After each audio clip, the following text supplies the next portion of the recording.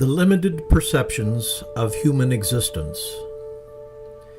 Every time a scientist peers into the universe of universes, or an individual looks up into the night sky, he or she is looking into eternity, whether they are aware of it or not, and whether they believe it or not. The Urantia Book speaks of almost endless parallel dimensions, but not in the way that scientists, in their embryonic understanding of the universe of universes, enjoy fantasizing from a viewpoint of causal physicality. Behind these almost endless dimensionalities of being, there exist eternity relationships, a master pattern for everything which is, but very little of which we see. As mortal and imperfect beings, we see, hear, think, feel, interpret, smell, taste, and touch within an extremely limited range.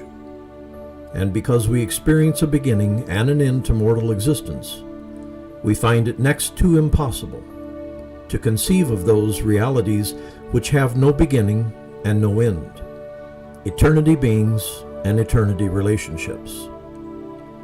I truly understand and feel for those individuals who cannot conceive of a God who is creating the universe of universes. I feel for them even though they mostly could care less. We live, move, and have our being in the mind of God. It is forever an undeniable fact that we live, move, experience, and die within the eternal mind and spirit, which makes our lives, our very lives, possible. We do not live outside of this mind and spirit. Many call it a holographic illusion. I call it the grand opportunity of a lifetime to embrace all that is real within us, in preparation to become an eternity being, emerging out of one-time animal origin. Why doesn't God and all of his lesser spirit beings just show themselves to us? Well, there is a vast gulf between this dark and dense, shadowy reality that we call human and the spiritual universe of innumerable beings of light. If we could be transported to the very abode of this universe, Father God of all realities, we would not in our present form even know we were there. And furthermore, we would be instantly obliterated in the presence of the Universe Father's spirit luminosity.